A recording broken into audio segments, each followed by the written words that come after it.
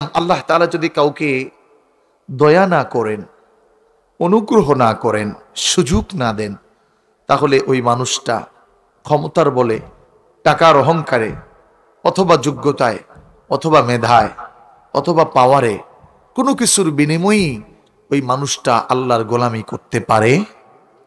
আল্লাহর গোলামি করার জন্য আল্লাহর রহম লাগে। সুবহানাল্লাহ বলবেন না? বুঝা গেল আল্লাহর রহম আমাদের উপর আছে না নাই? কারণ তিনি যদি চাইতেন এই মুহূর্তে হাজার মানুষকে ওই টিভির সামনে দাঁড় করিয়ে জাহান্নামের কাতারে দাঁড় করিয়েছেন। হাজার মানুষ জিনার মঞ্চে দাঁড়িয়ে জিনা, ফাহিশা, ব্যভিচার, গুনাহের মধ্যে লিপিবদ্ধ আছেন। আর তিনি যদি চাইতেন তিনি আমাদেরকে হাসপাতালের বেডে অসুস্থ করেও রাখতে পারতেন। কিছু করার ক্ষমতা ছিল? আল্লাহ রাব্বুল আলামিন সব কিছু থেকে আলাদা করে আপনাকে আমাকে তার গোলামি করার সুযোগ করে দিলেন। যেই মালিকের গোলামি চাইলেও করা যায় না, গোলামি করার জন্য মালিকের পক্ষ থেকে প্রয়োজন হয় রহম, দরকার হয় রহমত। যেই বান্দার উপর আল্লাহর রহমত নাই, ওই বান্দা চাইলেও আল্লাহর গোলামি করার সুযোগ তার হয় না। যার উপর আল্লাহর রহম নাই, তার টাকার গরমেও গোলামি হয় না। কারণ এলাকায় হাজার কোটি টাকার মালিক কিন্তু নামাজ পড়ে না, আছে না নাই? ক্ষমতার অভাব নাই কিন্তু নামাজ পড়ে না, রোজা রাখতে পারে না, ভালো কাজে আসতে পারে না, কিন্তু এলাকায় দুর্বল, রিস্কা চালায়া খায়, দিন মজুর, কিন্তু নামাজের টাইম হইলে সে ঠিক মসজিদে চলে যায়। ভালো কাজের সময় হইলে সব হয়ে যায়। মেয়ে বিয়ে দিতে পারে না, সময় মতো বিয়েও হয়ে যায়। বিপদ আসছে, সময় মতো কেটেও যায়। আবার সকালবেলা পান্তা ভাত খায়, রাত্রে কোনো মতে একটা খায়া সুন্দর ঘুমায়, কোনো ওষুধও খাওয়া লাগে না, টেনশনও লাগে না। কথা বলেন ঠিক কিনা? তার মানে বোঝা গেল বান্দাটার প্রতি আল্লাহর রহম। এই রহম টাকা দিয়ে কিনা যায় না। এই রহম একজনের পক্ষ থেকে যদি না আসে, হাজার কোটি টাকার বিনিময়ে পাওয়া যায় না। এই জন্য আল্লাহ রাব্বুল আলামিন গোলামদের ডাক দিয়ে বলেন, ও আমার গোলাম, কাতাবা আলা নাফসিহির রাহমা, আমি তোমার উপর রহম করাকে আমি আল্লাহর জন্য আমি নিজেই আবশ্যক করে নিলাম। এজন্য রহম দেওয়ার মালিক, জবান খুলে আওয়াজ করে বলবেন কে? আওয়াজ হয় না, আরেকটু জোরে বলেন কে? আমাদের মালিক কে? রহম দেওয়ার মালিক কে? আবার বিপদে ফালাইতে পারেন কে? বিপদ থেকে বাঁচাইতে পারেন কে? কোন বান্দার উপর যদি আল্লাহর রহম হয়, বিপদ যত বড় হয় পেরেশানি নাই, মুসিবত যত বড় হয় পেরেশানি নাই। কারণ হযরতে ইব্রাহিম আগুনে ফালাইছে, পেরেশানি আছে? আল্লাহু আকবার, আল্লাহু আকবার। বলে আগুন ওই বান্দার ক্ষতি করতে পারে না, ওই বান্দার ক্ষতি পানিও করতে পারে না, ওই বান্দার ক্ষতি দুনিয়ার কোন মাখলুকাত করতে পারে না। কারণ ওই বান্দার প্রিয় হলেন একজন আল্লাহ। তখন ওই বান্দাটা রূপান্তরিত হয় ওলি হিসাবে। ওই বান্দার কথা বাঘেও শুনে, ওই বান্দার কথা সিংহও শুনে। জবান খুলে আওয়াজ করে বলেন আল্লাহু আকবার। কারণ ওই বান্দাটা আর কোন স্বাভাবিক বান্দা নয়। ওই বান্দার দাম আকাশেও যেমন জমিনেও তেমন। ওই বান্দাটা দেখতে সাধারণ মানুষ, কিন্তু বান্দাটা আল্লাহর বড় প্রিয়, বান্দাটা আল্লাহর কাছে বড় দামি। ওই বান্দা জবান খুলে যদি বলে আল্লাহ, মালিক ডাক দিয়ে বলে কিরে বান্দা কি চাস? সুবহানাল্লাহ বলে। এই জন্য কিছু কিছু বান্দা এমন হয়, তারা দুনিয়ায় দেখতে বড় লোক না, হাজার কোটি টাকার মালিক না, কিন্তু দয়া পায় আল্লাহর। এই জন্য দয়া চাইতে হয় আল্লাহর কাছে, দয়া চাইতে হয়। দয়া আল্লাহর কাছে চাইলে আল্লাহ দেয়, না চাইলে আল্লাহ রাগ করে। দুনিয়ায় মানুষের কাছে চাইলে মানুষ রাগ করে, কিন্তু আল্লাহর কাছে না চাইলে আল্লাহ রাগ করে। এজন্য যিনি আমাদেরকে ভালো রাখলেন, যিনি আমাদেরকে সুস্থ রাখলেন, একটু জবান খুলে আওয়াজ করে শুকরিয়া আদায় করে জবান খুলে পড়ুন আলহামদুলিল্লাহ। কারণ তার দয়া ছাড়া ভালো থাকা যাবে? অনুগ্রহ দয়া তার পক্ষ থেকে আমাদের জীবনে কত। কোরআন বলছে লা তুহসুহা, you are not capable to count, তুমি গণনা করে সমাপ্ত করতে পারবে না। এত দয়া এত অনুগ্রহ তার পক্ষ থেকে আমাদের কাছে আছে। কোরআন আবার বলছে ফাবিআইয়ি আলাই রাব্বিকুমা তুকাদ্দিবান, ও মানুষ তুমি আমার কোন নিয়ামত অস্বীকার করবা? একটু ভালো করে বুঝে শুনে বলেন তো, আমাদেরকে বানাইছেন কে? নাক, হাত, মুখ, জবান, সম্পদ, জমি, জামা, ব্যবসা বাণিজ্য, বউ, বেটি, ছেলে, সন্তান কে দিছেন? জোরে বলেন। যদি তিনি না দিতেন পাওয়া সম্ভব ছিল? আল্লাহু আকবার। তিনি যদি না চাইতেন তাহলে তো মানুষও হওয়া সম্ভব ছিল না। এই জন্য তার পক্ষ থেকে শ্রেষ্ঠ একটা নিয়ামত হলো তিনি আমাদেরকে মানুষ বানাইছেন। আপনি আমি জন্মের আগে বলি নাই যে আল্লাহ আমারে মানুষ বানান? কেউ বলছেন? এখানে কেউ আছেন যে আবেদন করছেন আল্লাহ আমারে মানুষ হিসাবে পাঠায়েন? আল্লাহু আকবার। এই দয়া কার? অনুগ্রহ কার? তিনি চাইলে কুকুর বানাতে পারতেন, সিগাল বানাতে পারতেন, হাইওয়ান বানাতে পারতেন, জানোয়ার বানাতে পারতেন, গরু বানাইতে পারতেন, কোনো কিছু করার ক্ষমতা ছিল। কোরআন বলছে হাল আতা আলাল ইনসানি হিনুম মিনাদ দাহরি লাম ইয়াকুন শাইআম মাযকুরা। আল্লাহ রাব্বুল আলামিন জানায় বান্দা আমি আল্লাহ রাব্বুল আলামিন তোমাকে অস্তিত্বহীন থেকে অস্তিত্বে আনলাম। তোমার কোনো পরিচয় দেওয়ার মতো এবিলিটি ছিল না। লাম ইয়াকুন শাইআম মাযকুরা, আজকে তুমি পরিচয় দাও, বড় ইঞ্জিনিয়ার, বড় ডাক্তার, বড় গবেষক, বড় এমপি, বড় মন্ত্রী, বড় প্রধানমন্ত্রী, বড় বক্তা, বড় মুফতি। একটা সময় গেছি যেই সময় তোমার শাইআম মাযকুরা লা শাইউন ফিহি, দেয়ার ইজ নোথিং, তোমাকে বর্ণনা দেওয়ার মতো কিছুই ছিল না। আমি রব্বুল আলামিন তোমাকে এই দুনিয়ার মধ্যে নিয়ামত দিয়ে মানুষ বানিয়েছি। আল্লাহু আকবার। আমি আল্লাহ বানাইছি, কেউ না। মায়ের রেহিমের মধ্যে আমি আল্লাহ তাআলা চাইলে তোমাকে বাদ দিয়ে দিতে পারতাম। কারণ মানুষ যখন তৈরি হয়, শুক্রাণু এক ফোঁটা নাপাক পানির মধ্যে, এই শুক্রাণুর মধ্যে একটা আর দুইটা নয়, আজকের বিজ্ঞান বলে 40 কোটি ছিল। কয় কোটি? আমি জামিল হওয়ার মতো 40 কোটি জাম ছিল। আপনি রহিম করিম সত্তর জব্বার হওয়ার মতো 40 কোটি জাম ছিল।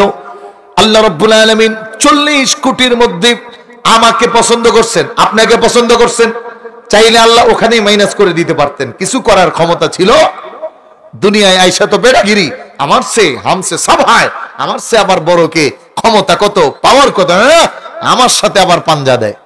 আল্লাহ রাব্বুল আলামিন বলে বান্দা এই সুযোগ তোমার ছিল না। ওই মায়ের গর্ভে 40 কোটির মধ্যে বাছাই করে আমি আল্লাহ মায়ের রেহিমের মধ্যে তোমাকে ঢুকায় দিলাম। বলে মায়ের রেহিমে তোমাকে সংরক্ষণ করলাম। লক্ষ লক্ষ সন্তান মায়ের গর্ভে থাকতে বাদ হয়ে যায়, পানি ভাঙছে অথবা ব্লাড ভেঙে আর সন্তান হয় না। কিন্তু আমি আল্লাহ তোমাকে মায়ের গর্ভে সংরক্ষণ করলাম। জবান খুলে এই জন্য জোরে বলতে হবে আমাদেরকে সংরক্ষণকারী কে? আওয়াজ হয় না, আর একটু জোরে বলেন কে? আমার মালিক আল্লাহ, আপনার মালিক আল্লাহ। ডাক দিয়ে বলে বান্দারে ফি যুলুমাতিন সালাস, আমি মায়ের গর্ভে 3টা স্তরে তোমাকে বাঁচাইলাম। মায়ের গর্ভে 40 দিন পর্যন্ত নাপাক পানি রাইখে দিলাম। ওই জায়গায় একটা ফেরেশতা নিয়োগ করলাম যেন নষ্ট না হয়। আবার 40 দিন যাওয়ার পরে রক্ত বানাইলাম, ওই রক্তকে সংরক্ষণ করাইলাম ফেরেশতা দিয়ে। আবার 40 দিন যাওয়ার পরে গোস্তের টুকরা বানাইলাম। বুখারীর হাদিস বলে ফেরেশতা প্রশ্ন করে আল্লাহরে, আল্লাহ এই গোস্তের টুকরায় এখন অঙ্কিত হবে আপনার আমার নাক, কান, গলা, হাত, মুখ, দাঁত, চোখের বুরু, চোখ কেমন হবে এই সব আঁকবে। তো ফেরেশতা বলে, আল্লাহ এর কি হাত ভালো করে দেব, চোখটা কি ঠিকঠাক রাখবো? একটু আওয়াজ করে সুবহানাল্লাহ বলবেন না? বুখারীর হাদিস প্রমাণ করে আল্লাহ বলে, আমার বান্দা আমারই তো ডাকবে, ঠিকঠাক করে বানায় দাও। কুরআনুল কারীমে সূরা ইমরানে আল্লাহ এই কথা নিয়ে আসছেন, হুয়াল্লাযী ইউসাউমিরুকুম ফিল আরহামি কাইফা ইয়াশা। আমি আল্লাহ কাইফা ইয়াশা, আমার যেমন খুশি তেমন তোমাকে বানাইছি। একটু জোরে বলেন সুবহানাল্লাহ। আমার এই নাক বানাইছেন কে বলেন? আমার এই কান বানাইছেন কে? আমার এই সৌন্দর্য দিয়েছেন কে? কিন্তু আজ এই সৌন্দর্য ভালো লাগে না, জেন্টস পার্লারে যায়, লেডিস পার্লারে যায়, এটার উপরে আবার উরু লাগায়, চেহারার মধ্যে কালি মাইক্কা কয়েক পরল লাগায়, কথা কয় না, আছে না নাই? আবার ছেলেরা জেন্টস পার্লারে যাইয়া কাটিং দেয়, চুলের কাটিং, এই চতুর্দিকে কেটে লাগে, আবার কাটিং দেয়, এই জায়গায় তীর বানায়, তীর, আবার কাটিং দেয় দাড়ির মধ্যে, এই এদিক দিয়ে ঘুরাই আবার এমনি উড়ায়, আছে না নাই? মানে আল্লাহ যেমন দিছে এমন এর ভালো লাগে না। এগুলো হলো নাস্তিকদের চিন্তা চেতনা, পশ্চিমা বিশ্বের চিন্তা চেতনা, ওই ইন্ডিয়ার চিন্তা চেতনা, এটা দিয়ে মুসলমানিত্ব থাকে না। আল্লাহ বলে, আমার পছন্দ যেহেতু তোর ভালো লাগে না, তো পরকালে তোর পছন্দটাও আমার ভালো লাগবে না। ওই দিন যদি আল্লাহ বলে আমার তোরে ভালো লাগে না, উপায় আসেনি? আছে? বাঁচার সুযোগ আছে? আল্লাহু আকবার। কোরআন বলে, ফামান কানা ইয়ারজু লিকা রাব্বিহি ফালইআমাল আমালান সালিহা ওয়ালা ইউশরিক বিইবাদাতি রাব্বিহি আহাদা। যে বান্দাটা চায় আল্লাহর সাথে মিলিত হওয়ার জন্য, যার দিলে ভয় আছে এক আল্লাহর, ওই গোলাম যেন শিরিক থেকে বেঁচে যায়, এই জন্য বুরু ফ্লাগ করা শিরিক। মা বোনেরা ভালো করে শুনুন, মা বোনরা তো কোনো না কোনো বাবার ঘরে, নয়তো স্বামীর ঘরে, নয়তো ভাইয়ের ঘরে থাকে, বুরু ফ্লাগ করার জন্য টাকাটা আপনার থেকেই নেয়। কিয়ামতের দিন এই জন্য তার বিচারের আগে আপনার বিচার হবে, কারণ আল্লাহর দেওয়া সৌন্দর্য এই বান্দার জন্য শ্রেষ্ঠ, তার চেয়ে বড় আল্লাহ। কোরআন বলে, লাকাদ খালাকনাল ইনসানা ফি আহসানি তাকওয়িম। বান্দাকে আমি সর্বশ্রেষ্ঠ সুন্দর দিয়ে বানাইলাম, আমি আল্লাহর যেমন পছন্দ হয়েছে এমন বানাইলাম। নাকটাও আমার আল্লাহ পছন্দ করে বানাইছে, আমার চেহারাটাও আমার রব বড় পছন্দ কইরা বানাইছেন, যেন আল্লাহর ইবাদত করি। এই জন্য বান্দা গোলামি করতে হয় আল্লাহর। বান্দার জীবন আর মরণের সব বিষয় হলো আল্লাহর। এই জন্য হাবিবি কিবরিয়া নূরে মুজাসসাম মুহাম্মাদুর রাসূলুল্লাহ সাল্লাল্লাহু আলাইহি ওয়াসাল্লাম বলেন, কুল ইন্না সলাতি ওয়া নুসুকি ওয়া মাহইয়ায়া ওয়া মামাতি লিল্লাহি রাব্বিল আলামিন। বলে আমার জীবনের সব, একটু জবান খুলে আওয়াজ করে বলেন, আমাদের জীবনের সব কিছু কার? আওয়াজ হয় না, আর একটু জোরে বলেন, কার? আমাদের জীবনের সব নিয়ামত দিয়েছেন কে? বলে, যেই মালিক তোমাকে সব দান করলেন, গোলামি করো তার। হাত দিলেন আল্লাহ, পা দিলেন আল্লাহ, জবান দিলেন আল্লাহ, আর সব করি নেতার। জবানে কয় আমার ভাই, তোমার ভাই, এমুক ভাই, তেমুক ভাই, এমুক ভাইয়ের চরিত্র ফুলের মতো পবিত্র, নামাজ পড়ে না একক, তো চুরি করে রাইতার দিন মিলাইয়া। আছে না নাই? লোকটা চোর, কিন্তু বলতেছে তার নাকি চরিত্র ফুলের মতো পবিত্র। খাওয়া নাই, দাওয়া নাই, নামাজ নাই, গোসল নাই, নেতা ডাকছে তো দৌড় দিচ্ছে, দুনিয়া ডাকছে তো দৌড় দিছে। কাঠটা খায়া বড় হও, কাঠটা পরে বড় হও, কার অক্সিজেন নিয়ে বাঁচো মনে নাই। যেমন গরু ছাগলের মতো জীবন চালায়, তো মনে হয় আসছে খালি খাইতে আর আঁকতে, খাবার জন্য আর পায়খানা করার জন্যই জিন্দেগি। বলে না না, জিন্দেগির একটা দাম আছে, জীবনের একটা দাম আছে। সময় মতো যদি জীবনের দাম না দেওয়া যায়, তাহলে সময় ফুরালে আফসোস করে পাওয়া যায় না। যাদের বয়স এখন 80 বছর, 60 বছর, চাইলেও আর তাহাজ্জুদের নামাজে দাঁড়ায় থাকতে পারে না, চাইলেও শরীর দিয়া আর দূর দূরান্তে কোরআন শোনার জন্য যাইতে পারে না, চাইলেও আগের মতো ঠান্ডা পানি দিয়া ওযু কইরা চলতে পারে না। কারণ সময়ের 1 ফর, অসময়ের 10 ফর। এজন্য যৌবনের ইবাদত আল্লাহর কাছে বড় প্রিয়। বলে যৌবনে যদি কোনো বান্দা আমার গোলামি করে, বুড়া হওয়ার পরে গোলামি না করলেও গোলামি করার সওয়াব দেব। সুবহানাল্লাহ বলেন। যৌবনে টাইম যখন, সময় যখন, তখন যদি করে, তো যদি বৃদ্ধ হয়ে যাওয়ার পরে আর না পারে,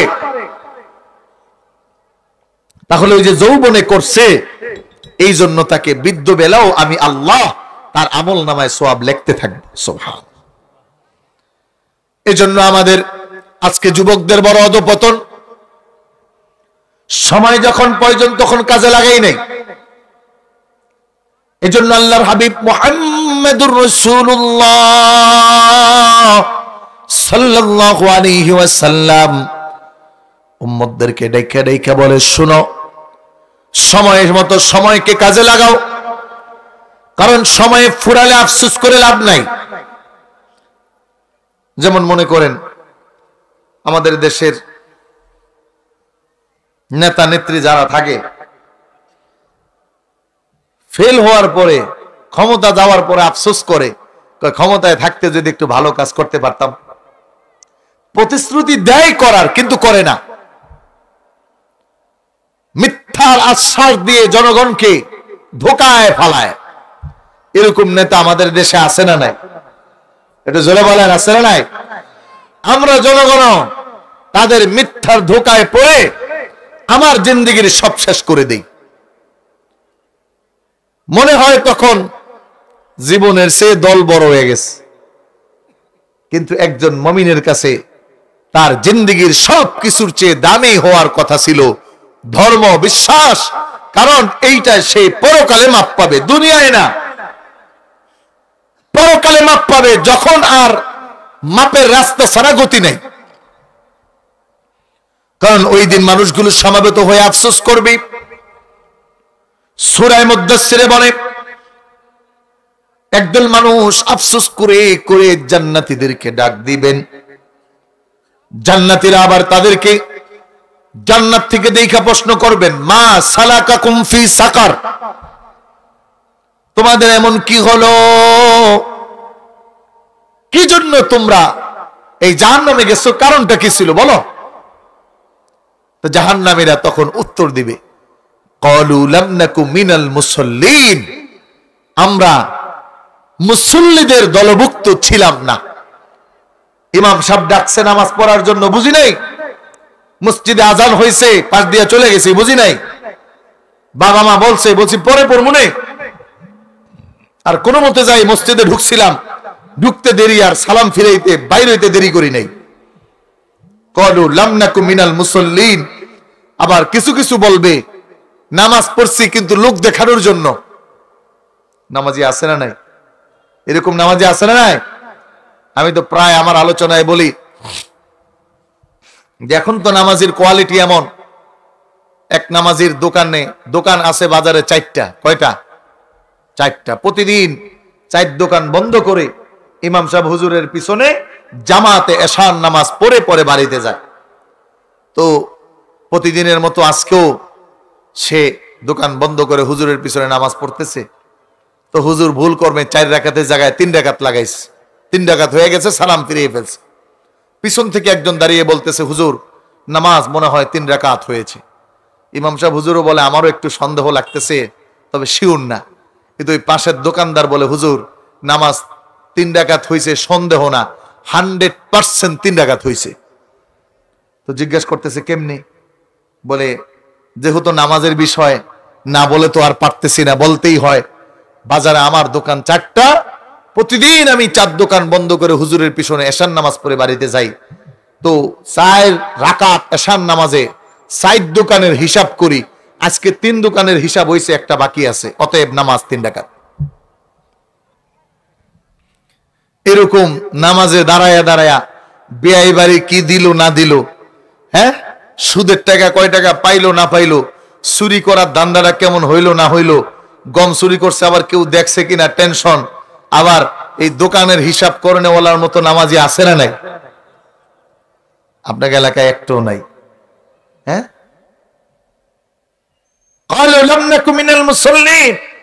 ওই দিন সে বলবে, আমি মুসল্লিদের কাতারভুক্ত ছিলাম না।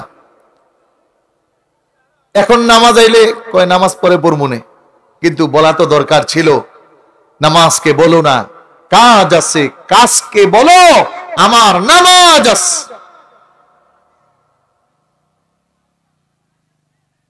জান্নাতীরা প্রশ্ন করবেন, কিসের কারণে জাহান্নামে গেছো? জাহান্নামীরা বলবেন, লাম লাকু মিনাল মুসাল্লিন, নামাজ পড়তাম না, নামাজীদেরকে দেখলে টিটকারি মারতাম, টিটকারি, একবারে পাক্কা নামাজি হয়ে গেছে। আবার বলবে, আর কি কারণ ছিল বলো? ওয়ালাম নাকু নুতইমুল মিসকিন, বলে মিসকিন অনাথ যারা ছিল তাদেরকে খাবার দিতাম না, আমাদের কাছে চাইলে দূর দূর করে তাড়ায় দিতাম। মেয়ের বিয়ের অনুষ্ঠান, সব বড় লোকদের দাওয়াত, গরিব মিসকিন মানুষ গেছে, বসে রাখছে, কয় গেটের ভিতরে ঢুকা তোমাদের জন্য নিষেধ, এই জায়গায় থাকো। এরকম আছে না নাই? ওই দিন ধরা খায় যাবে। ওয়ালাম নাকু নুতইমুল মিসকিন, বলবে মিসকিনদেরকে আমরা আহার্য দিতাম না, দূর দূর করে তাড়ায় দিতাম। মনুষ্যত্বের কাতারের মধ্যে এটা নয়, আমাদের জিন্দেগি আমলের জিন্দেগি হওয়া জরুরত।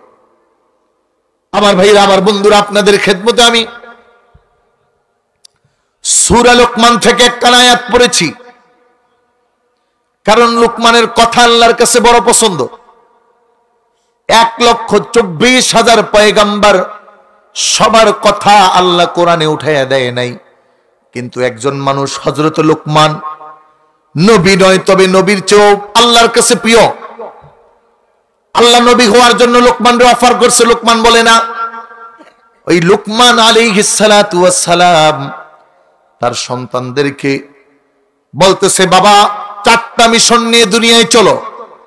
একটু আওয়াজ করে আপনারাও বলতে হবে, মিশন কয়টা? জোরে বলেন, কয়টা? এই শিক্ষাটা সব যুবকদের জন্য, সব সন্তানের জন্য, সব মানুষের জন্য। জীবনের এই 4টি পণকে সামনে নিয়ে সামনে চলা। যদি এই পণগুলো না হয় তো জীবনের দাম সাইরানার সমানও না। বুঝে শুনে কবরে যান, কারণ কবর ওই আওয়ামী লীগের ঘর না, বিএনপির ঘর না, জামাতের ঘর না, জাতীয় পার্টির ঘর না, ওটা আল্লাহর জায়গা। যদি কবর ভালো হইতে হয় তো নিজের উপরের মিশন আর ভিশনকে পরিপূর্ণ কোরআন ও হাদিস মাফিক চালায় যাইতে হবে। দুনিয়ায় তো ভাই ক্ষমতা দিয়ে বাঁচা যায় না, টাকা দিয়ে বাঁচা যায় না। আফসোস, সালমান এফ রহমান কত হাজার কোটি টাকার মালিক, বাঁচতে পারছে? কথা কয় না, বাঁচতে পারছে? বিচারপতি মানিক সাহেব প্রধান বিচারপতি ছিল, কি ক্ষমতা, টাকাও অভাব নাই, কিন্তু বাঁচতে পারছে? এদেশের প্রধানমন্ত্রী 16 বছর যার কথাই দেশ চলছে, তিনিও পালায় যাইতে হইছে। স্বাধীনতার পর থেকে আওয়ামী লীগ, বিএনপি, আবার জাতীয় পার্টি, আবার বিএনপি, আবার আওয়ামী লীগ, এখন কেউ নাই। কয়দিন পরে এখন যারা আছে এরাও নাই। ক্ষমতার এই অস্থায়িত্ব দিয়ে জীবনে কত অপরাধ করে ফেলি, কারো কোনো খবর নাই। অথচ আল্লাহর কাছে এই ক্ষমতার কোনো দাম নাই। আল্লাহর কাছে দাম হলো স্থায়ী জিনিস, যেই আমল আল্লাহ পছন্দ করেন ওই আমল হলো আল্লাহর কাছে দাম। যদিও বা ওই আমল করনেওয়ালা মানুষটা সমাজের কারো কাছে কোনো দাম নাই, পরিবারের ছেলেও দাম দেয় না, মেয়েও দেয় না, সমাজের লোকরা তারা জিজ্ঞাসা করে না। কিন্তু এমন ইবাদত, এমন পণ বলে, এর কারণে আল্লাহর কাছে লোকটার বড় দাম। এই জন্য লোকমান তার ছেলেকে ডাক দিয়ে বলে, ইয়া বুনাইয়া আকিমিস সালাত, ছেলেরে আমার ভালো করে শুনো, যদি তোমার জীবনের মধ্যে নামাজ না থাকে তাহলে তোমার জিন্দেগি ব্যথা। এই জন্য হক্কানি পীর মাশায়েখের কাছে গেলে নামাজ ছেড়ো না, তাদের তালিম হলো নামাজ ধরো। সাববারি 15 তারিখে প্রতি বছর মাহফিল হয়, নামাজের আদেশ আছে না নাই? এই জন্য কোন আছে না নাই? কিন্তু এই দেশে এমনও কিছু ভণ্ড আছে কয় নামাজ না পড়লেও হবে। আবার দেওয়ানবাগে নামের এক পীর আছে, হে কয় নামাজ পড়ে আরশে। নাউজুবিল্লাহ। কোন নামাজ কি আরশে পড়ার জিনিস? আবার কিছু কিছু আছে কয় শরীয়তের নামাজ দিয়ে কি করব, আমরা মারেফতের নামাজ পড়ি মনে মনে। ওটা মরার পথ, মারেফত না। কথা বুঝেন নাই মনে? হুজুরি কলব দিয়া নামাজ পড়ে চক্ষু বন্ধ করে, ওরে খবিসের করে খবিস। তাহলে তো রাসূলুল্লাহ সাল্লাল্লাহু আলাইহি ওয়াসাল্লাম নামাজ পড়তেন না, অথচ রাসূল সাল্লাল্লাহু আলাইহি ওয়াসাল্লাম তার জীবনের পরের মধ্যে এটাই রাখছেন। সাহাবায়ে কেরাম বলে, ও নবী, আপনার তো দরকার নাই জান্নাত না, না জাহান্নাম, না পেরেশানি, না দুনিয়া, না আখিরাত। রব তো সব আপনার জন্য বানাইছে, আপনাকে খুশি করার জন্য বানাইছে। তো আপনি কেন নামাজে দাঁড়ায়া দাঁড়ায়া আপনার পা মোবারক ফুলাইতেছেন? আল্লাহর হাবিব বলে, আতাকুনা আবদান শাকুরা, আমার জীবনের পণ হলো আমি আমার আল্লাহর গোলাম হব, আমি আল্লাহর গোলাম হব। আমার নাম হলো আল্লাহর গোলামের সুরতে আমি আল্লাহর শ্রেষ্ঠ গোলাম, তো আমাকে নামাজ পড়তেই হবে। কিন্তু এখন আমরা বাপসাব দেখে মনে হয় জান্নাতি, গিয়ার দেখে মনে হয় কয় নামাজ আপনি গিয়ে পড়েন, আমার পড়া লাগবে না। দেখছি অনেক নামাজ পড়ানোওয়ালা আছে, দেখছি। কিন্তু লুকমান বলে, ইয়া বুনাইয়া আকিমিস সালাহ, ও বাদশা, তোমার জীবনের পণ হবে নামাজ কায়েম করা। নামাজ একটা হলো পড়া আর একটা হলো কায়েম করা। যা নিজে নিজে করেন এটা হলো পড়া, আর ওয়া আকিমিস সালাহ এটা হলো কায়েম করা, আরেকজনকে পড়ায়া দেওয়ার ব্যবস্থা করা, দাওয়াতের মাধ্যমে, মেহনতের মাধ্যমে, শিখানোর মাধ্যমে। এজন্য আমার রাহবার আল্লামা সাহেব কাবিলা ফুলদুলি রহমতুল্লাহি আলাইহি তার জীবনের এই পণকে বাস্তবায়ন করছেন। বলে, নামাজ শুদ্ধ হওয়ার জন্য তো জরুরত কোরআন। তো এই দেশের মাটিতে মাটিতে, ঘরে ঘরে, কোষায় কোষায় দারুল কেরাতের ব্যবস্থা করো, যেন ব্যক্তিটা নামাজ পড়নেওয়ালা হয় আর তার নামাজ যেন আল্লাহর কাছে পরিশোধিত হয়। দরকার কোরআন, তো কোরআন থেকে যেন ব্যক্তি দূরে না যায়। আমার ভাইরা, আমার বন্ধুরা, এই জন্য বাবার জীবনের পণ হবে নামাজ, ছেলেরও জীবনের পণ হওয়া চাই নামাজ। ছোট্ট সন্তানকে পণ বানাইতে হবে নামাজ, কারণ নামাজ আল্লাহর কাছে সবচেয়ে প্রিয় আমল। আবার মরার পরে সর্বপ্রথম নামাজেরই হিসাব হবে। রাসূল বলেন, আউয়ালু মা ইউহাসাবু বিহিল আবদু ইয়াউমাল কিয়ামাতিস সালাহ, কিয়ামতের দিন সবার আগে নামাজের হিসাব হবে। যদি এই হিসাবে কেউ বেঁধে যায়, রাসূল বলেন তার সব জায়গার জন্য কঠিন অবস্থা তৈরি হয়ে যায়। এই জন্য আল্লাহর হাবিব জানায়, আস-সালাতু নূর, বলে যার নামাজ আছে তার কাছে নূর আছে। আল্লাহু আকবার বলেন। বলে যার নামাজ আছে তার কাছে নূর আছে, নূর। কিয়ামতের দিন পথ চলতে তার কষ্ট হবে না। রাসূল বলেন কবরেও তার থাকতে কষ্ট হবে না।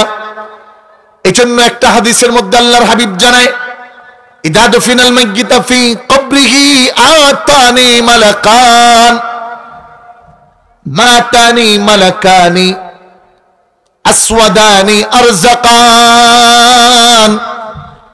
ফায়াকুলানি মান রাব্বুক ফায়াজলিসানি ফায়াকুলানি মান রাব্বুকা ওয়া মান দীনুকা ওয়া মান নাবিয়ুক। আল্লাহর হাবিব নূরে মুহাম্মদ মুজাসসাম পবিত্র নূরানী জবান দিয়ে বলেন, একজন মানুষ যখন এই দুনিয়ার মায়া ত্যাগ করে তার স্বজনরা তাকে কবরের মধ্যে ঢুকায়, বলে কবরে যাওয়ার পরে 40 কদম যখন হাইতে আসে, এবার তার কবরে দুইজন ফেরেশতা ঢুকে। রাসূল বলেন কালো, তাদের চক্ষুগুলো রঙিন আর জাকান, এত কালো, আবার এই কালোর মধ্যে চক্ষু হলো রঙিন, বড় কঠিন দেখায়, দেখলেই ভয়, দেখলেই ভয়, ভয়ে ওই কবরস্থ ব্যক্তিটা পেরেশান হয়ে যাবে। ভয়ে কাতর মানুষটাকে বসানো হবে, আল্লাহ তাআলা রূহ দিবেন। ওই শোনেওয়ালা মানুষটাকে কবরের মধ্যে দুইজন ফেরেশতা বসাইয়া এবার প্রশ্ন করবেন, মান রব্বুক, তোমার রবকে? ওই কবরের বাসিন্দার দুইটা দলের একটা দলের মানুষ বলবে, দানি উসল্লি, আমাকে নামাজ পড়ার সময় দাও, আমার নামাজের টাইম চলে যেতেছে। বলে এই দলটা হলো দুনিয়ায় নামাজি, 3.5 হাত কবরের উপরে নামাজ ভুলে নাই। বলে কবরে যাওয়ার পরেও ওই মানুষটা নামাজ ভুলবে না। এজন্য সার্সিনার আগে প্রধান ফকিহ ছিলেন মুস্তাফা হামিদ হুজুর। হুজুর ইন্তেকালের সময় বলছে, আমার কবরে আমার জায়নামাজটা আর পাগড়িটাও দিয়ে দিও। বলে লোক যখন দামি হয় তো ভিতরের খবর তার কাছে থাকে, আল্লাহর ওলি যখন হয় তো ওই জায়গার খবর তার কাছে থাকে। মুস্তাফা হামিদ হুজুর বলে ফতুয়া এটা দেখা দরকার নাই, এখানে আমার দিল বলে আল্লাহ আমাকে নামাজ পড়ার সুযোগ কবরে দিবে, তো আমার জায়নামাজ আর পাগড়ি দাও। এই 50 বছরের সাথী যেই জায়নামাজ আর যেই পাগড়ি, এইটা যেন আমি কবরেও পাই। ফেরেশতা আবার প্রশ্ন করে, আমার নবিয়্যুক, তোমার নবীকে? লোকটা বলে দানি উসল্লি। আবার বলে ওমান দীনুক। লোকটা ডাক দিয়ে বলে দানি উসল্লি। এক এক করে 3 বার বলল, তোমার আল্লাহকে, তোমার নবীকে, তোমার ধর্ম কি? ওই কবরের মানুষটা বলে, আমার নামাজের সময় যায়, আমাকে নামাজ পড়তে দাও। আল্লাহর হাবিব তার নুরানি জবান দিয়ে জানায়, শুনো, ওই মানুষটা নামাজের জন্য কেন পাগল হবে? কারণ তাকে যখন ফেরেশতারা বসাবে ওই কবরের মধ্যে, লোকটা মনে করবে এখন আসরের ওয়াক্ত হয়েছে। ওই কবরের মধ্যে না আলো থাকবে না অন্ধকার।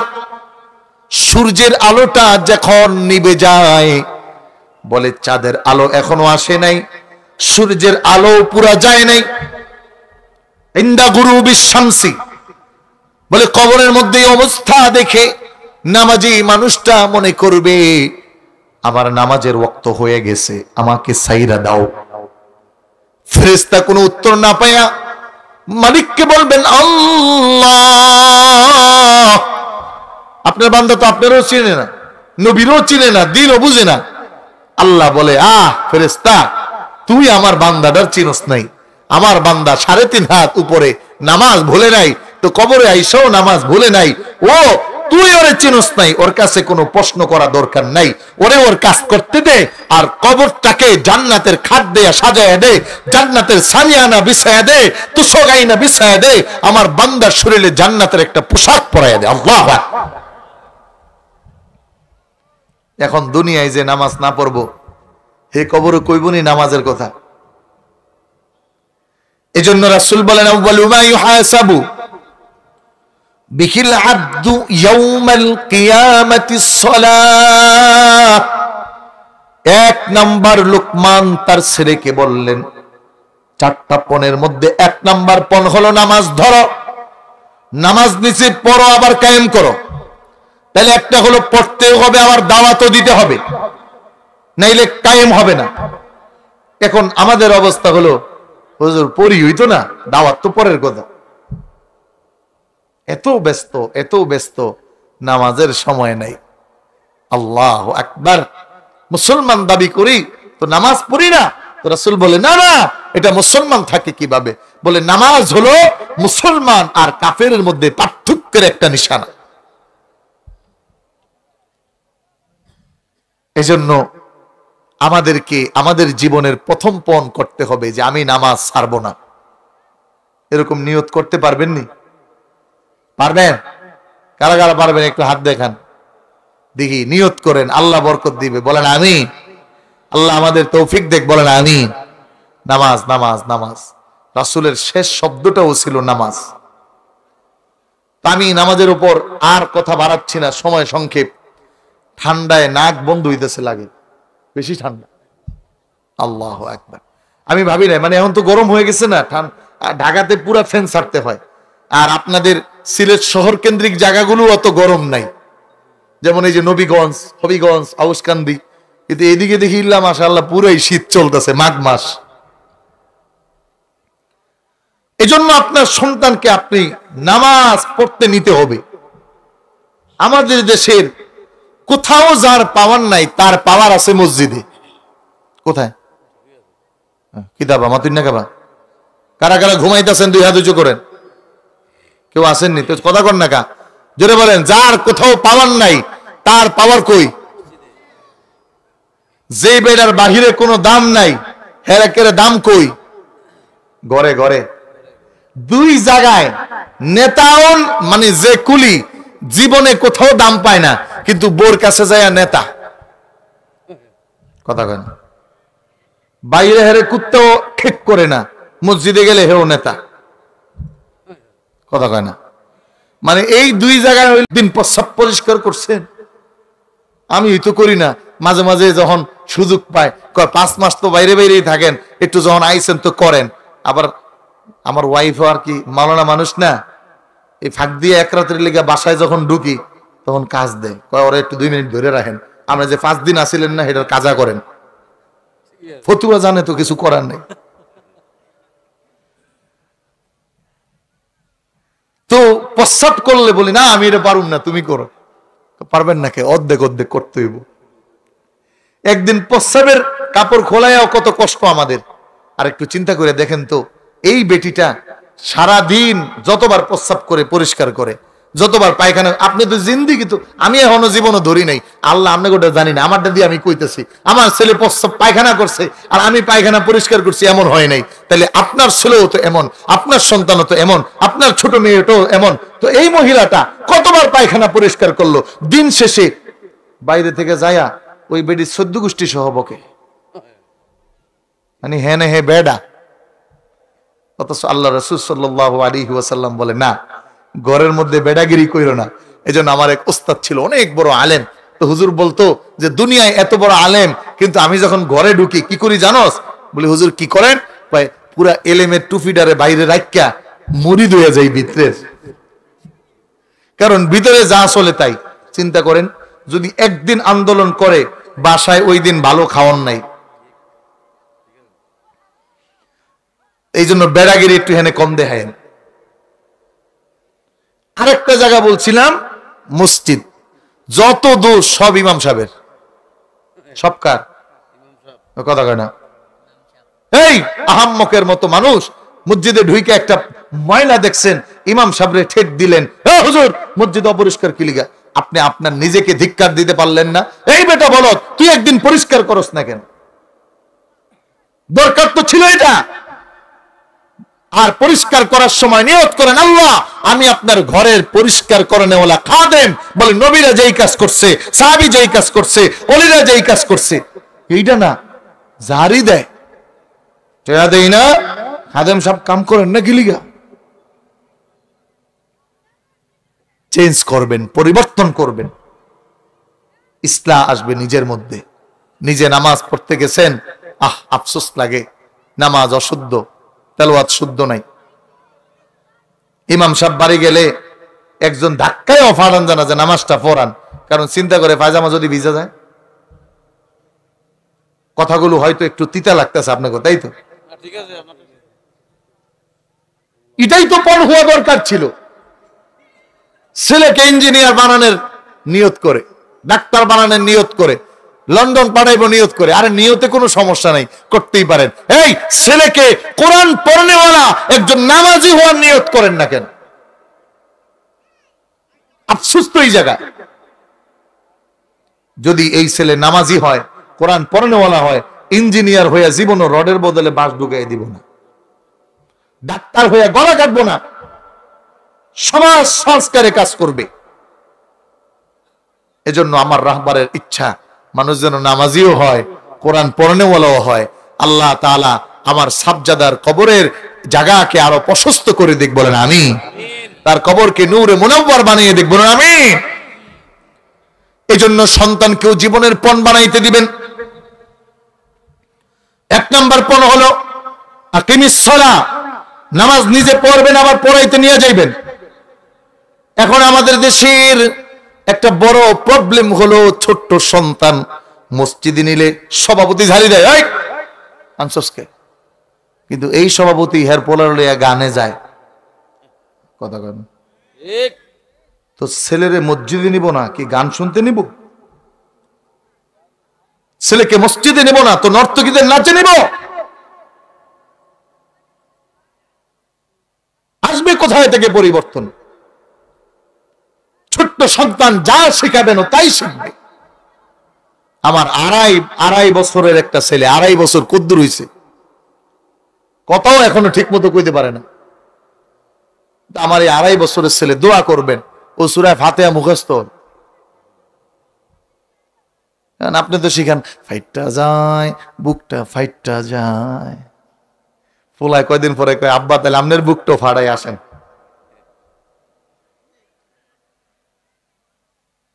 এই জন্য সন্তানকে কাছে বসাইয়া তালিম দিতে হয়। বলে নবী না, কিন্তু আল্লাহর কাছে বড় দামি লুকমান।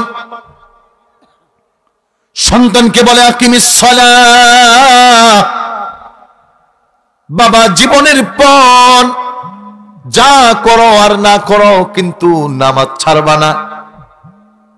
এরপরে 2 নম্বরে হযরত লোকমানের ছেলেকে লোকমান তালিম দিতেছে, তালিম তরবিয়ত।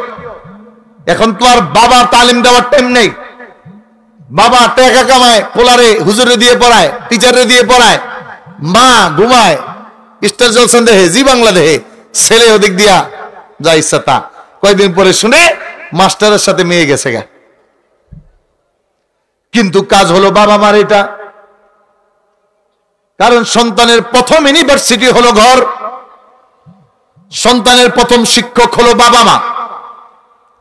বলে ও আমার বাচ্চা, বাচ্চারে ওয়া'মুর বিল মা'রুফ, বলে তোমার কাজ হলো সৎ কাজের আদেশ করা, ইনসাফ করা, ইনসাফ আদালত। বলে অসৎ কাজ থেকে দূরে রাখা, এটাও যেমন দিবা। 2 নম্বরে তুমি সৎ কাজের আদেশ করবা, ভালো কাজের প্রতি ইন্সপায়ার করবা। একটু জিকির করুন, লা ইলাহা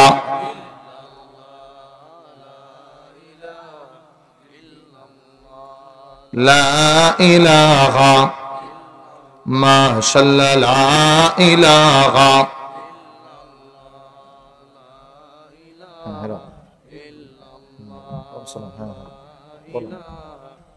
দশ মিনিটের মধ্যে ইনশাআল্লাহ 11টা 5-10 একেবারে সর্বোচ্চ ইনশাআল্লাহ। না না পরে খাবো, পরে ইনশাআল্লাহ। জি জি। লা ইলাহা ইল্লাল্লাহু লা ইলাহা ইল্লাল্লাহ বলবো দূরে মদিনা কেমনে যাব জানি না। মদিনা যাইতে মন চাইনি? কার কার চাই একটু দুই হাত উঁচু করুন, জবান খুলে আওয়াজ করে বলেন আল্লাহ। আর একটু জোরে জবান খুলে বলেন আল্লাহ। আমাদেরকে মক্কা মদিনার মুসাফির না বানায়া কবরে নিবেন না। জবান খুলে বলেন আমিন। যারা পারেন পড়ুন বহু দূরে মদিনা বল কেমনে যাব জানি না। দয়াল আল্লাহ দয়া কর, দয়াল আল্লাহ নসিব কর মদিনা বল লা ইলাহা জোরে লা ইলাহা মাশাআল্লাহ লা ইলাহা। ভাই সাজ্জাদ জান্নাতে বানালো, হায় মনের মতো সাজালো। সেই জান্নাতে পা দেওয়ার আগে আল্লাহ আজরাইল পাঠালো বল লা ইলাহা লা ইলাহা লা ইলাহা ইল্লাল্লাহু মুহাম্মাদুর রাসূলুল্লাহ। জোরে জোরে পড়ুন সাল্লাল্লাহু আলাইহি ওয়াসাল্লাম। আমার ভাইরা, আমার বন্ধুরা, লুকমান তার সন্তানকে জীবনের পনের খাতায় 2 নম্বরে তুলতে বললেন, ও আমার বাচ্চা, ও আমার বাবারে, ভালো করে শোন। ওয়া আমরু বিল মারুফ, ইনসাফের কাজ করবা, সৎ কাজের আদেশ করবা। জীবনে তোমার লাভ হোক কিংবা লস হোক, সৎ কাজের আদেশ থেকে যেন পিছে না যাও। আল্লাহর হাবিব নূরে মুহাম্মদ সাল্লাল্লাহু আলাইহি ওয়াসাল্লাম, তার জীবনের একটা বড় পণ ছিল আদালত, ইনসাফ করা তথা সতের সাথে ঐক্যবদ্ধ থাকা, ইনসাফের সাথে চির অবিচল থাকা, হক যেটা সত্য যেটা তার সাথে অবলম্বন করা, মিথ্যা অহেতুক বানোয়াট তার সাথে সঙ্গ না দেওয়া। রাসূলুল্লাহ তার জীবনে উম্মতদেরকেও শিখালেন, ও আমার উম্মতেরা রে, শুনে রাখো, বুঝে রাখো, খেয়াল করো। রাসূলের দুধমা হযরতে হালিমাতুস সাদিয়া রাদিয়াল্লাহু তাআলা আনহা হযরতে মুহাম্মদুর রাসূলুল্লাহকে প্রশ্ন করে, বাবারে, ছোট্ট থেকে আমার কোলে তুমি বড় হইলা, বড় হওয়ার পরে আজকে তোমার কাছে আমার একটা প্রশ্ন। আমার 2টা স্তনের মধ্যে দুধ ছিল, জিন্দেগিতে তুমি কোনোদিন ডান স্তন ছাড়াতে অন্য স্তনে দুধ পান করো নাই। একদিনের জন্য আমি তোমাকে বাম স্তন থেকে দুধ পান করাতে পারি নাই। বাবারে, আমার মনে হয়েছে এটা কোনো কারণ। আল্লাহর হাবিব বলেন, ও আমার মা জননী, আল্লাহ রাব্বুল আলামিন আমাকে পাঠিয়েছেন ইনসাফের জন্য, আদালতের জন্য। এই আদালত রক্ষার জন্য আমি কোনোদিন আপনার বাম দুধে মুখ লাগাই নাই। কারণ আমার ভাই, আমার আপন, আপনার সন্তান তথা আপন দুধ ভাই, তার জন্য আমি বাম স্তনের দুধটা রেখে দিয়েছি। বিশ্বনবী, নূর নবী, নুরানী নবীর জবানে জীবন থেকে আমাদের কেউ শিক্ষা দিয়ে গেলেন, ও উম্মতেরা রে, জীবনে যত কঠিন মুহূর্ত হোক না কেন, যত ক্ষুধার্ত থাকো না কেন, যত মুসিবতে থাকো না কেন, ইনসাফ আর আদালত থেকে এক চুল পরিমাণও লড়ে যায় না। আজকে আমাদের জীবনের পণ ব্রেক হয়ে গেছে। এখানে আর কেউ ইনসাফ করে না। হজ করে আইসাই বোনের সম্পত্তি মাইরা দেয়, আছে না নাই? জোরে বলেন। অথচ আমার প্রিয় ভাইরা, আমার বন্ধুরা, যদি কোনো মানুষ ইনসাফ করে, ওই জমিনের মধ্যে আল্লাহ গজব দেন না, ওই সংসারের মধ্যে আল্লাহ রাব্বুল আলামিন বরকত শূন্য করবেন না। শুধু ইনসাফ করা নয়, যদি কেউ ইনসাফের নিয়ত করে, আল্লাহর হাবিবের কলিজার টুকরা সাহাবী হযরতে আব্দুল্লাহ ইবনে আব্বাস রাদিয়াল্লাহু তাআলা আনহু নবীজির জলিলুল কদর সাহাবী হাদিসটা বলে আমি সমাপ্ত করব প্রিয় ভাইরা আমার। হযরতে আব্বাস বর্ণনা করে ইমাম বাইহাক্কি রাহমাতুল্লাহি আলাইহি কিতাবুশ শুআবুল ঈমানের মধ্যে হাদিস নকল করেন, এক এলাকার বাদশা ভ্রমণের জন্য বের হয়েছেন। জঙ্গলের মধ্যে যাওয়ার পরে একটা ছোট্ট ঘর দেখতে পেলেন একজন কাঠুরিয়ার। বাদশা চিন্তা করলেন আমি এই ঘরের মধ্যেই মেহমান হতে চাই। যা চিন্তা তাই কাজ। ওই বাদশা ভ্রমণের জন্য সিভিল ড্রেসে বের হয়েছেন। কাঠুরিয়ার ঘরে মেহমান। সন্ধ্যাবেলা কাঠুরিয়া ওই বাদশা তথা মেহমানের জন্য খাবারের ব্যবস্থা করবেন। কাঠুরিয়া কাঠ কাটেন আর তার কিছু পশু আছে, গরু। ইবনে আব্বাস রাদিয়াল্লাহু তাআলা আনহু বলেন যখন সন্ধ্যা হলো তার গরুগুলো ঘরে আসলো। গোয়ালে ঢোকার পরে ওই কাঠুরিয়া একটা পাত্র নিয়ে গরুর কাছে দুধ দোহানোর জন্য গেলেন। কিতাবের মধ্যে লেখে নবীজির সাহাবী বলে ও দুনিয়ার মানুষ শুনো, যদি ইনসাফ আদালত ওয়া'মুরু বিল মারুফ কায়েম হয়ে যায় তাহলে ওই সমাজ ব্যবস্থায় কখনো আল্লাহর গজব আসতে পারে না, ওই পরিবার আল্লাহর বরকত শূন্য হতে পারে না। আমি যখন দুগ্ধ পশু করতে গেলাম, দুধ দোহাচ্ছিলাম, একটা গাভী থেকে এক পাত্র নয় প্রায় 30 কেজির উপরে দুধ দহন করলাম। ওই রাজা মশাই সিভিল দেশের মুনাফিক এইটা দেখলেন। দেখে দেখে মনে মনে নিয়ত করলেন এই কাঠুরিয়ার ঘরে আমার এলাকার মধ্যে এত সুন্দর গাভী আছে এটা তো জানি না, একটা গাভীতে এতগুলো দুধ দেয়, এই গাভীটা আমার বড় পছন্দ হয়েছে। বাদশা মনে মনে নিয়ত করলেন এই গাভীটা আমি আমার রাজপ্রাসাদে নিয়ে যাব। এই নিয়ত করলেন। বাদশা ওই দিন দুগ্ধ দিয়ে মেহমানদারি হলো। এরপরে তিনি রাজপ্রাসাদে চলে গিয়ে আবার 1 সপ্তাহ পরে আসলেন। এইবার নিয়ত করে আসছেন এই গাভীটা তিনি নিয়ে চইলা যাইবেন। বাদশা তো বললে তো আর কাঠুরিয়া রাখতে পারবে না। আবারও যখন কাঠুরিয়া দেখলেন মেহমান, বললেন ভাই আপনি? বলে হ্যাঁ, আমি তোমার বাসায় আবার মেহমান হওয়ার জন্য কয়েকদিন কাটাতে চাই। কাঠুরিয়া বললেন ওয়েলকাম, আসেন।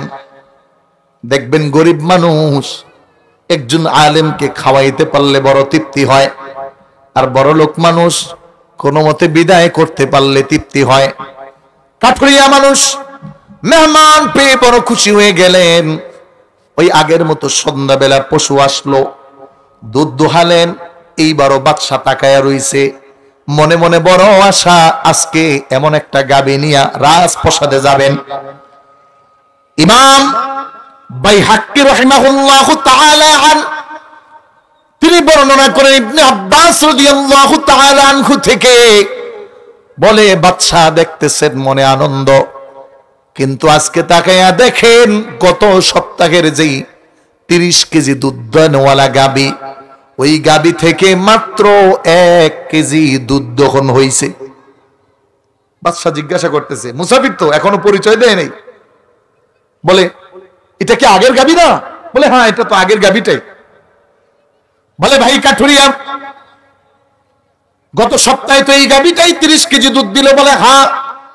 বলে আজকে কেন কমে গেল? কাঠুরিয়া বলে জানি না, তবে আপনি আমার ঘর থেকে বিদায় নেওয়ার পরে একটু একটু করে দুধ কমে গেছে। বাদশা জিজ্ঞাসা করতেছে কারণ কি, অসুস্থ নাকি না ঘাস খাওয়াও নাই? কাঠুরিয়া বলে না না না, ও আমার মেহমান মুসাফির ভাই, আমার মনে হয় আমাদের দেশের রাজা কোনো জুলুম শুরু করেছেন, ইনসাফ বন্ধ করে দিছেন, এই জন্য মনে হয় বরকত কমে গেছে। রাজামশাইয়ের মনে বড় আঘাত লেগে গেছে, কারণ চোরের পুলিশের কথা বললেই দৌড় দেয়, কথা কয় না। চোরের মনে পুলিশ পুলিশ। মোহাম্মদ আলী ভাই কোথায় আছেন? আসেন। কষ্ট হয়ে যাইতেছে, ঠান্ডায় অবস্থা খারাপ। প্রিয় ভাইরা আমার, যখন কাঠুরিয়া এই কথা বললেন, মনে হয় রাজা ইনসাফ বন্ধ করে দিচ্ছেন, জুলুম শুরু করছেন। রাজার মনে বাড়ি খাইছে। রাত্রে বেলা উঠে আল্লাহর দরবারে সিজদায় পড়ে গেছে। আল্লাহকে ডাক দিয়ে বলেন, মালিক আল্লাহ, গত এক সপ্তাহ আগে এই গাবিটা আমি নেওয়ার চিন্তা করছিলাম, আর এটা ছিল এই কাঠুরিয়ার উপর জুলুম, ইনসাফের বহির্ভূত কাজ। ও আল্লাহ, তোমার কাছে তওবা করতেছি, আমি আর এই গাবি নিব না। তুমি গাবির মধ্যে দুধ আগের মতো বাড়ায়া দাও, বরকতে পরিপূর্ণ করে দাও। কিতাবের মধ্যে লেখে, সকাল বেলা উঠে বাদশা চলে গেছেন, আবার এক সপ্তাহ পরে বাদশা মেহমান হইছেন। ইবনে কাসির বর্ণনা করেন, দুনিয়ার মানুষ শোনাব, আব্দুল্লাহ ইবনে আব্বাসের বাদশা হরব। পরের এক সপ্তাহ পরে যখন ওই কাঠুরিয়ার বাসায় আবার রাজা মশাই আসলেন, কাঠুরিয়া ওয়েলকাম জানায়া বাড়িতে দাওয়াত দিলেন। পূর্বের ন্যায় সন্ধ্যাবেলা গাবি থেকে আবার যখন দুধ দোয়াতে শুরু করলেন, রাজা দেখতেছেন আমি যে তওবা করলাম, ইনসাফ কায়েম করলাম, জুলুম বন্ধ করলাম, এর মাধ্যমে আল্লাহর পক্ষ থেকে বরকত রহমত আসে কিনা খেয়াল করে দেখেন। ওই একই গাবি থেকে যেটা 30 কেজি দুধ আগে দিয়েছেন, আবার মাঝখানে 1 কেজি দুধ দিলেন, ওই একই গাবি আবারও 30 কেজির মতো দুধ হলো। রাজা মহা খুশিতে জিজ্ঞাসা করলেন, ও কাটুরিয়া ভাই, এটা কি ওই গাবিটা না যেই গাবিটা গত সপ্তাহে 1 কেজি দিল? কাটুরিয়া বলে, হ্যাঁ হ্যাঁ ওই গাবিটা। বলে, আজকে মনে হয় খাবার ভালো খাওয়াইছ, আজকে মনে হয় গাবিটা বড় সুস্থ। কাটুরিয়া ডাক দিয়ে বলে, না না ও রাজা মশাই, ও আমার বন্ধু, ও মেহমান, আমার মনে হয় আমাদের রাজা আবার ইনসাফ শুরু করছেন, জুলুম বন্ধ করে দিছেন। এবার রাজা হাতটা ধরে বলে, ও কাঠুরিয়া ভাই রে, আমার পরিচয় তোমাকে আমি দেই নাই, আমি এই অঞ্চলের রাজা। প্রথম সপ্তাহে তোমার বাড়িতে যখন আসলাম, তোমার গাবিটা দেখে আমি মনে মনে নিয়ত করেছিলাম গাবিটা নিয়ে যাব, ওইটা ছিল একটা জুলুম। ও ও কাঠুরিয়া, ভালো করে শুনো শুনো শুনো, একজন ব্যক্তির ইনসাফ কায়েম করতে হয় না। যদি আল্লাহর কোন বান্দার উপর, কোন পশুর উপর দুনিয়ার মধ্যে ইনসাফের নিয়ত করতে পারেন, আমি আল্লাহর কসম ওয়াদা দিচ্ছি, আমার রব ওই প্রত্যেকটা ব্যক্তির জন্য বরকত আর রহমতের দরজা খুলে দিবে। আজকে আমাদের রাষ্ট্র থেকে শুরু করে সব কিছুর ঝামেলার মূল হলো ইনসাফ শূন্যতা চলে আসছে। এজন্য আপনাদের খিদমতে আমার পক্ষ থেকে আরজি থাকবে, আগামী দিনে যেন আর ইনসাফ বহির্ভূত কাজে আমরা যুক্ত না হই। আমি মুনাজাত করব, কথা এতক্ষণ বলার মতো শক্তি পাবো বলে আশা করি নাই, আল্লাহ বলায় দিচ্ছেন। 1.5 ঘন্টা হয়ে গেছে। অসুস্থ হওয়ার পরে সর্বোচ্চ 1 ঘন্টা কথা বলি, আর না গেলে তো আবার মুসিবত। কর্তৃপক্ষরে মানুষজন বিভিন্ন কথা বলে, আবার আমাদেরকেও গালিগালাজ করে অনেক সময়, না যাই না বুঝা, যে মনে হয় টাকা বেশি পাওয়া গেছে গা। তো সব বক্তা তো আর এরকম টাকা বেশি পাওয়া যায় না, যেহেতু আমরা বাজারি বক্তা না, আলেম, পড়াশোনা করেছি দারুন নাজাত, হ্যাঁ, ওস্তাদ বর্গ সব এদেশের প্রসিদ্ধ ওলামায়ে কেরাম, যাদের কাছে ইলম শিখেছি। এজন্য নিজের দায়িত্ববোধ থেকে, হ্যাঁ মুনাজাত করতেছি, আসতেছি, আসো হুজুরকে নিয়ে আসো, নিজের দায়িত্ববোধ থেকেই যতটুকু সময় সম্ভব হয় চেষ্টা করি কোরআন হাদিস থেকে বলার। তো আপনাদের খেদমতে আমার লক্ষ্যের 2টা জিনিস আমি আজকে বলতে পেরেছি, এই জন্য আমার কাছে ভালো লাগছে। 1 নাম্বার, জীবনের পর নামাজকে বানাবেন। 2 নাম্বার, ইনসাফ কায়েম করবেন। একেবারে নিচ থেকে আপনার শরীরের একটা ইনসাফ আছে, ঘুম দেওয়া, শরীরের একটা ইনসাফ আছে, খাবার দেওয়া। না ঘুমাইলে শরীরের ইনসাফ নষ্ট হয়, তো আল্লাহর কাছে আপনি ধরা খাবেন। আপনার বউর একটা ইনসাফ আছে, আপনার বাবা মার ইনসাফ আছে। অনেক যুবক আছে বউ পায়া বাবার ইনসাফ ভুলে গেছে, অনেক যুবক আছে হ্যাঁ বাবা মার ইনসাফ ভুলে গেছে, ভাইয়ের ইনসাফ ভুলে যায়, বোনের ইনসাফ ভুলে যায়। এজন্য আপনাদের সকলের কাছে করজোর অনুরোধ থাকবে, এই হাদিস প্রমাণ করে ইনসাফের নিয়ত করলেই বরকত হয়। আশা করা যায় আমরাও যদি এখন সেভাবে করি, আল্লাহ আমাদেরকে বরকত দিবেন ইনশাআল্লাহ। কি আল্লাহ আছে না? দিবেন তো ইনশাআল্লাহ। এজন্য সন্তানকেও শিখাবেন ইনসাফ। সন্তানের হাত ধরে ভাইয়ের অধিকার পৌঁছায় দিবেন। বাজার থেকে কিছু আনছেন, এটা ভাইয়ের ঘরে পাঠাবেন, মার জন্য পাঠাবেন, সন্তানকে শিখাবেন। এটা হলো ইনসাফ, সকলকে নিয়ে থাকা, সকলকে নিয়ে বসবাস করা। আল্লাহ তাআলা যেন আমাদেরকে ইনসাফপূর্ণ এবং নামাজপূর্ণ জিন্দেগি দান করে। সকলে বলুন আমিন। আমি আপনাদেরকে অনেক সময় নষ্ট করলাম, যদি আমার কোনো কথায় ব্যথা পান, কষ্ট পান অথবা কোনো ভুল ভ্রান্তি হয়, আমি ক্ষমা চাচ্ছি। আল্লাহ তাআলা যেন আমাদের প্রত্যেককে মাফ করে দেন আর আমাদেরকে রাসূলের জিন্দেগি অনুযায়ী ওলিদের কদমে চলার মতো তৌফিক দেন। বলেন আমিন। আজকের আলোচনায় আমি কোনো গরম বক্তৃতা দিলাম না, কারণ ছোট ভাই শামীম রেজা আল কাদরি ও পরে গরম করবে, এজন্য আপনাদের কাছে রেখে গেলাম। অনেক ছোট, অনেক জুনিয়র, ওর সমপরিমাণ আমার অনেক ছাত্রও আছে, তো ও ভালো কথা বলবে আশা রাখছি। আপনাদের খেদমতে আজকের মতো বিদায় নিচ্ছি। আমার জন্য দোয়া করবেন, আমিও আপনাদের জন্য দোয়া করি। আজকের এই সকল আয়োজনকে আল্লাহ কবুল করুক। একটা কথা শেষে বলতে চাই, এদেশ অলির দেশ, এদেশ শাহজালালের দেশ, এদেশ শাহপরানের দেশ, এদেশ শাহ মাকদুমের দেশ, এদেশ খানজাহান আলীর দেশ, এদেশ ফুলতলির দেশ, এদেশ বদরপুরের দেশ, এদেশ জনপুরের দেশ, এদের সারসিনার দেশ, এদেশ হলো সোনাকান্দার দেশ। যারা এদেশকে এদের মুক্ত রেখে অন্য চিন্তায় কিছু করার চেষ্টা করবে, মনে রাখতে হবে আগেও অনেক চেষ্টা হয়েছে, লাভ হয় নাই। জীবন দিয়ে যেতে হবে, অপমান হয়ে যেতে হবে, লাঞ্ছিত হয়ে যেতে হবে, কারণ এদেশে শাহজালাল ঘুমায় কিন্তু শাহজালালের সৈনিক এখনো ঘুমায়নি। কথা বলো ঠিক কিনা? এজন্য যদি অলিদের নিয়ে আর অলিদের মাজার ভাঙার ব্যাপারে কোন ব্যক্তির আওয়াজ উঠে, প্রয়োজন হলে ওর শরীর থেকে গর্দান নামায় দিতে হবে। কথা বলো ঠিক কিনা? যদি রাজপ্রসাদে অলিদের দরমে আর অলিদের কদমে রাজপ্রসাদে দাঁড়াতে হয়, রাজপথে দাঁড়াতে হয়, কারা কারা রাজি আছেন হাত তুলে দেখান। নারে তাকবীর, নারে রিসালাত, বাঁচাও ঈমান, বাঁচাও দেশ। ফুল শাহজালালের তলোয়ার। আমার ভাইরা হাত নামান, আল্লাহ তাআলা আমাদের কবুল করুক। বলুন আমিন। আল্লাহুম্মা আমিন। রব্বানা যালামনা আনফুসানা ওয়া ইল্লাম তাগফির লানা ওয়া তারহামনা লানাকুনান্না মিনাল খাসিরিন। রব্বিরহামহুমা কামা রাব্বায়ানি সগীরা। اللهم اجعلني في عيني صغيرا واجعلني في أعين الناس كبيرا سبحان ربك رب العزة عما يصفون। আল্লাহ গো, আমাদেরকে আপনি মাফ করেন, এই আয়োজনকে আপনি কবুল করেন। আল্লাহ তাআলা প্রিয় ভাই মিলাদ ভাই সহ যারা কষ্ট করেছে ওদেরকে আপনি ওমরের মতো কবুল করেন। আল্লাহ আমাদের সকলের শারীরিক সুস্থতা দান করেন। আল্লাহ এলাকার তামাম মুর্দিগানদেরকে আপনি মাফ করেন। আল্লাহ মুরব্বী যারা এই আলোচনায় বসেছিল তাদের হায়াত বাড়ায়া দেন। আল্লাহ আমাদের পরিপূর্ণ শিফায়ে কুল্লি আজিলা দান করেন। আল্লাহ আমাদেরকে আপনার ওলিদের কদমে চলার তৌফিক দেন। আল্লাহ আমাদের মুর্শিদের কবরের দরজাকে বাড়ায়া দেন। আল্লাহ বড় সাহেবের হায়াতে বরকত দেন। আল্লাহ বড় সাহেবের হায়াতে বরকত বাড়ায়া দেন। আমাদেরকে জীবনে একবার হলেও সোনার মক্কা মদিনার জন্য কবুল করেন। আর যেই দিন আজরাইল বিকট সুরত নিয়ে সামনে দাঁড়াবে, আমাদের জবানে জারি করে দিয়েন লা ইলাহা ইল্লাল্লাহু মুহাম্মাদুর রাসূলুল্লাহ। আসসালামু আলাইকুম ওয়া রাহমাতুল্লাহি ওয়া বারাকাতুহু।